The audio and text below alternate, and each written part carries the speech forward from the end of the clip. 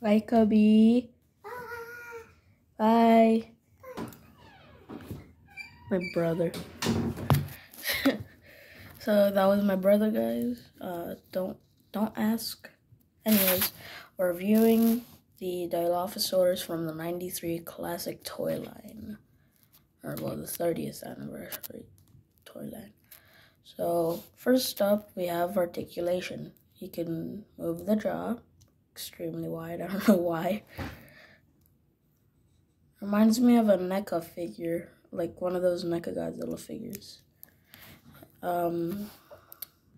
We have a hinge at the leg, and for some reason, unlike I'm pretty sure every other toy, they can't move their legs in and out, unlike the Indoraptor, who has basically a ball joint at the base of the leg. This guy's leg and arms just swivel. Sorry, it's hard, like, using this with one hand while holding my phone. Anyway, for articulation, it's not that good, but not that bad either. So for detail, well, you could feel almost every scale and detail on its body,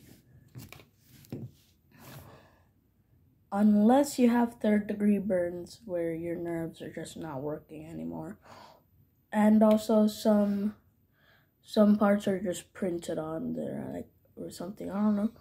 For some reason, I can't feel like any details on like the frill, even though they appear to be present, but don't feel like it.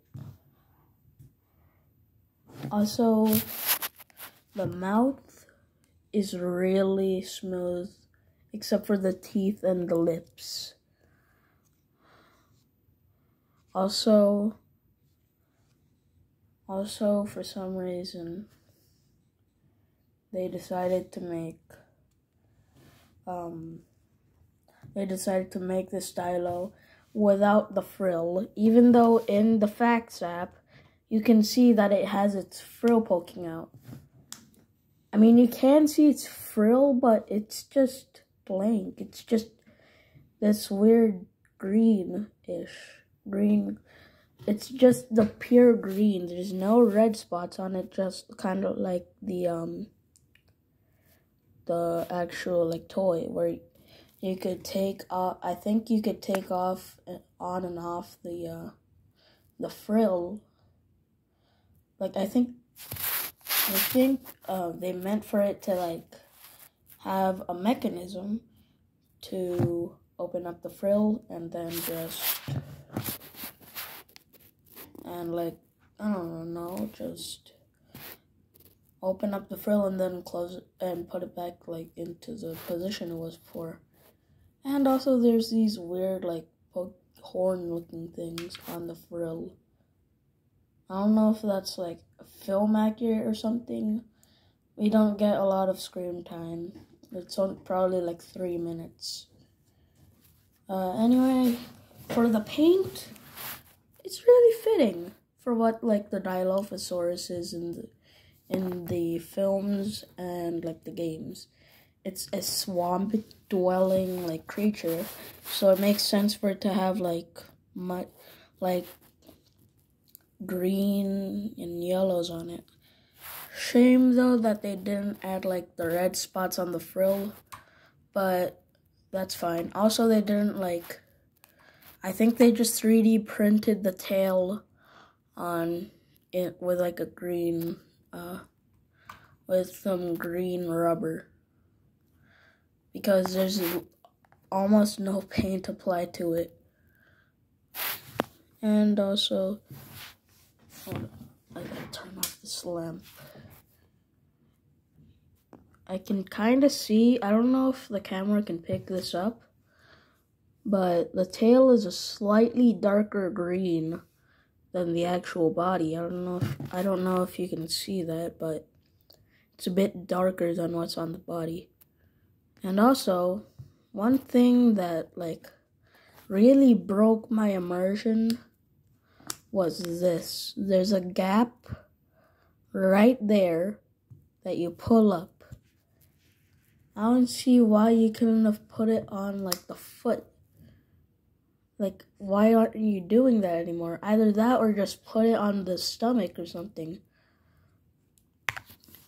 But then it would probably just look like it has a, do I want to say that? I just won't. Okay.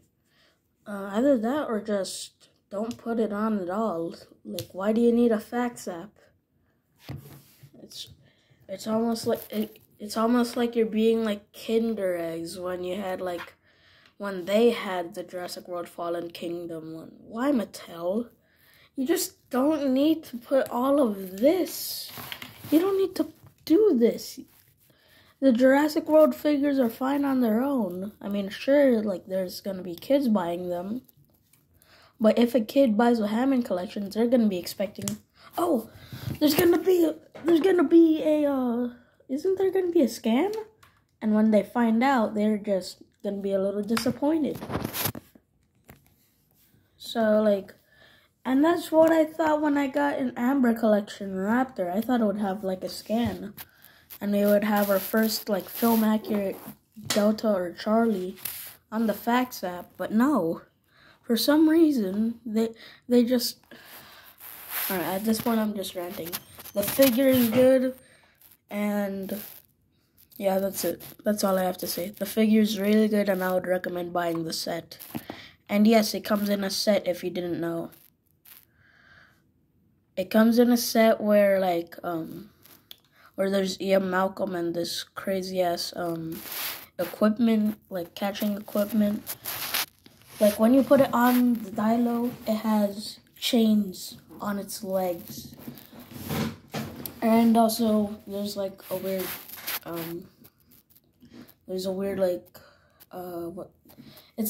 what's that thing that bulldogs have on their like mouth, like muzzles? It has a weird muzzle that covers the entire head.